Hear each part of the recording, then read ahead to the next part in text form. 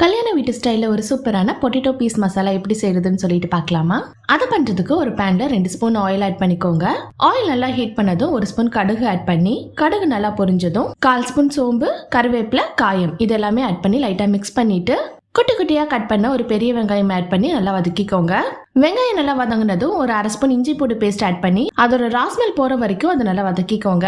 இப்போ இதுல குட்டி குட்டியா கட் பண்ண ஒரு தக்காளி ஆட் பண்ணி நல்லா வதக்கிட்டு 1/4 ஸ்பூன் மஞ்சள்தூள், 2 ஸ்பூன் மிளகாத்தூள், 1 ஸ்பூன் மல்லித்தூள், 1/2 ஸ்பூன் சீரகத்தூள் இதெல்லாமே ஆட் பண்ணி லைட்டா மிக்ஸ் பண்ணிட்டு, இப்போ இதுல 1/2 கப் பட்டாணி, தேவையான அளவு உப்பு இதெல்லாமே ஆட் பண்ணி லைட்டா மிக்ஸ் பண்ணிட்டு 1 கப் தண்ணி ஆட் பண்ணி கவர் பண்ணி ஒரு 10 நிமிஷம் நல்லா குக் பண்ணுங்க. இப்போ நம்மளோட பட்டாணி எல்லாமே நல்லா வெந்திருக்கும். இந்த ஸ்டேஜ்ல நம்ம பாயில் பண்ணி வச்சிருக்க பொட்டேட்டோ ஆட் பண்ணி நல்லா ஜென்டலா மிக்ஸ் பண்ணிட்டு கவர் பண்ணி ஒரு 2 மினிட்ஸ் குக் பண்ணுங்க.